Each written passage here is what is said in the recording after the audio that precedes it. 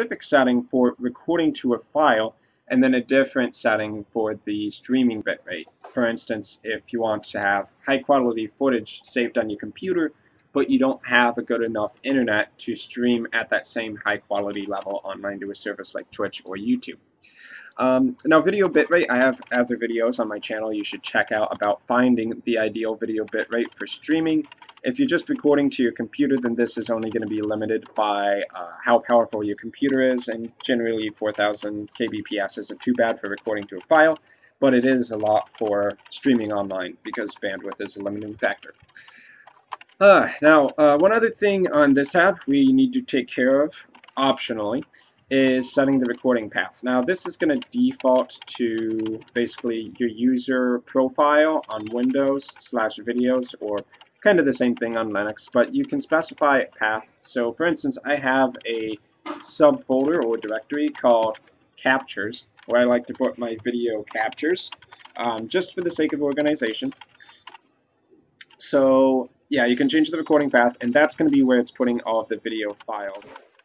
Buying a mattress sucks. So I go to a store and get attacked by a salesman calling himself a sleep expert. He guides me to one of a dozen models and says, "This one is no good." Well, why the hell do you offer it then? Salesmen are paid commission based on price, and if you go to a different store, that same model is named differently. We knew fixing even half those issues would change the mattress industry forever. We could design a great product and still profit to grow our company.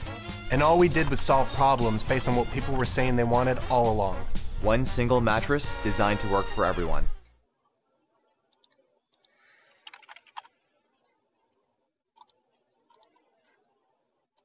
Yeah, you can change the recording path, and that's going to be where it's putting all of the video files into. So I'm going to hit apply here.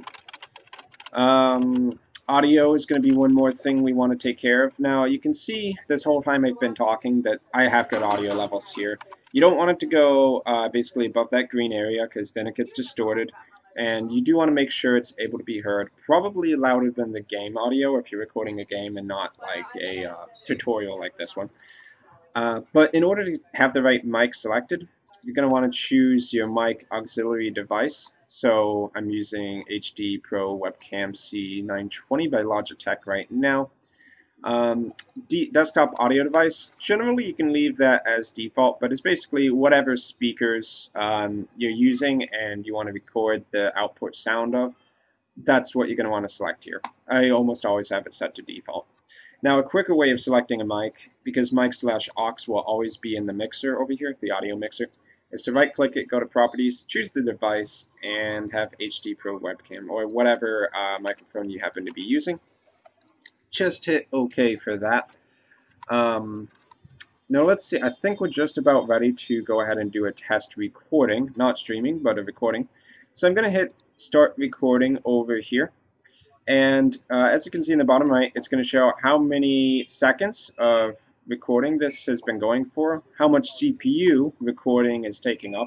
And I think one of the best things about OBS is that it's not really that CPU or computing intensive compared to like old versions of Fraps I had some issues with back in the past, where it's just requires like a supercomputer to really run properly. Maybe I had the settings wrong, I don't know.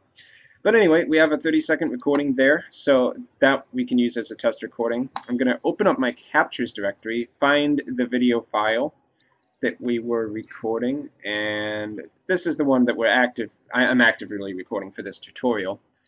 Let's see. We can actually sort by details here, and let's see, what's the newest one? This one right here. So open it up, and your video basically viewer of choice. And one more thing I did forget to mention that's really important. You see how it says .flv? That's the default file format that OBS records in, which there's nothing wrong with, but not every video editor can actually support. So here we'd just be checking out, making sure that we can hear the audio, which we can't because I have my desktop audio turned off. But always make sure you test your audio, make sure that the video looks good, make sure that the audio looks good before you go live with the stream, before you actually record for any video editing you're going to be doing later. Yeah, just quick pro tip there. Now back about the FLV thing. If you're editing in, say, Adobe Premiere, FLV is not going to cut it for you. So in file settings, we can change the output type. It's actually in output. So recording format down here. Not every video editor supports FLV, so you might need to change that to MP4. I think MP4 might have the widest compatibility. I can't think of a video editor I've seen in any recent time that doesn't support MP4. So if you have any doubt, switching to MP4 is probably fine for you, but you can also double check with whatever video editor you're going to use. So hit OK for that. Now the last thing you guys really need to know for right now is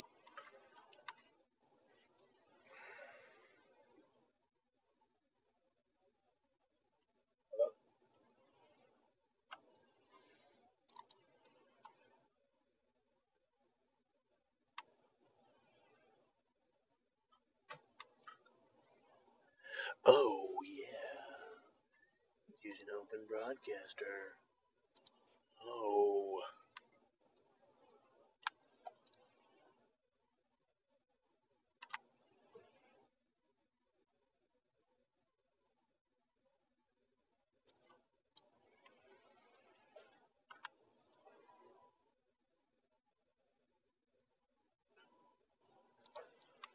Yeah.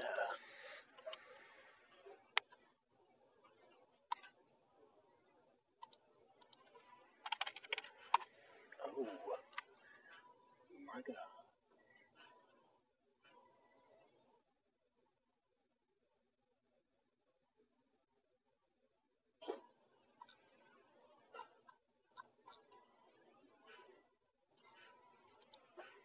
No. My God.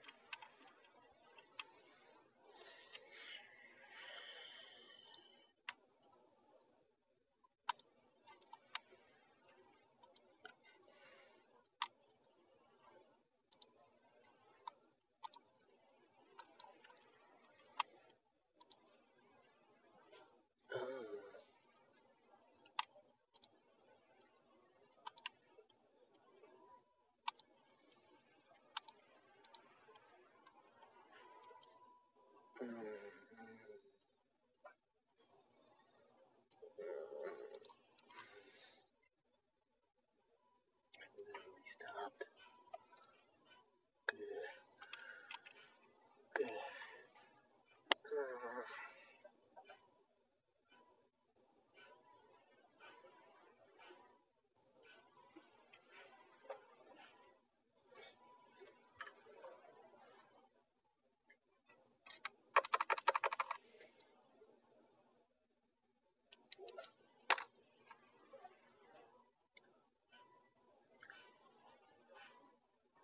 YouTube.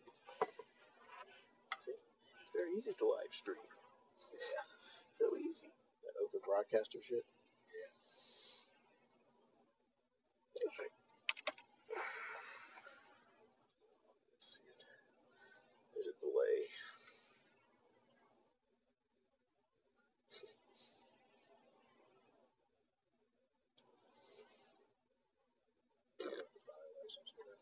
Nope. Just have to have like the Creator Studio on YouTube, which is free.